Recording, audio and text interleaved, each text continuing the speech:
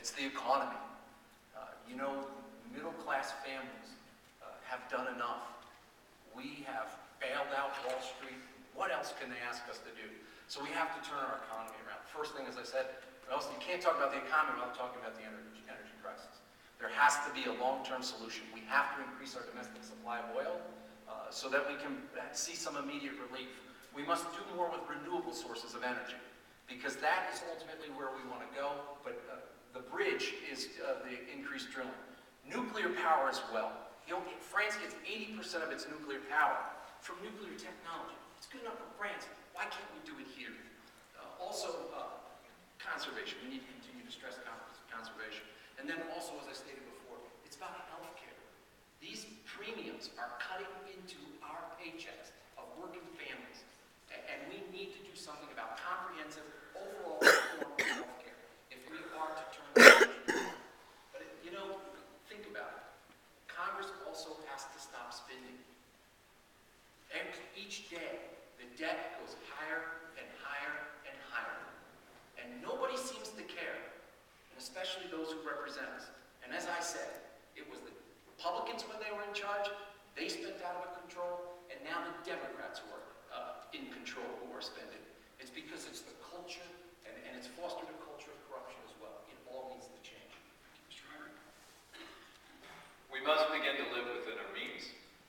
To do that, we need to responsibly redeploy our men and women in uniform in Iraq. It's costing us $10 to $12 billion a month to be there. We've been there for 5.5 years.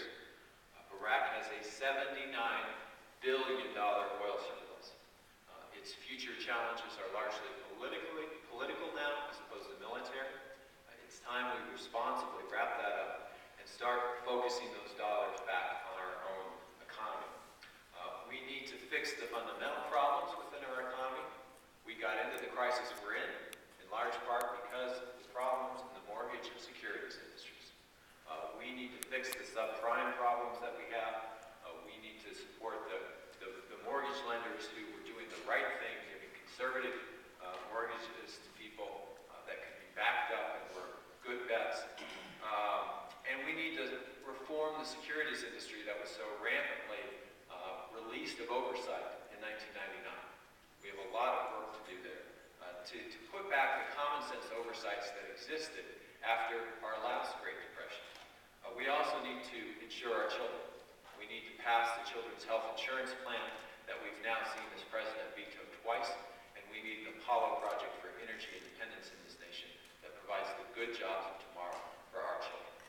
Thank you. Mr. White, care to respond? Yes, I do. On Iraq, you know, I want the troops to come home, just like all of you do.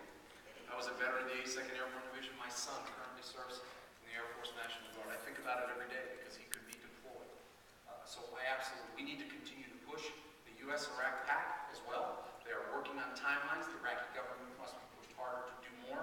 But let me tell you, let me make this very clear. Unlike my opponent, I will never put purse strings on the funding for our troops while they're in harm's way. They deserve to get the bullets and the body armor and every critical piece of equipment to keep themselves safe. I think that as long as they're there, that's how you support our troops. We must continue to push harder, but make sure our troops on the ground get the funding that they deserve. Mr. Heinrich. Thank you. I want to set the record straight on this because I actually voted on this. The city of Albuquerque sent a memorial to our delegation saying we thought it was time to begin redeploying our troops to come home. When we did that, I helped amend that legislation to say that at no time should we ever cut off funding for equipment on the ground to our troops. I am on record. I voted that way. I would vote that way in Congress. And anything else is a misrepresentation of my opinion on the matter. We also acted, when I was on the city council, to make sure that our excess body armor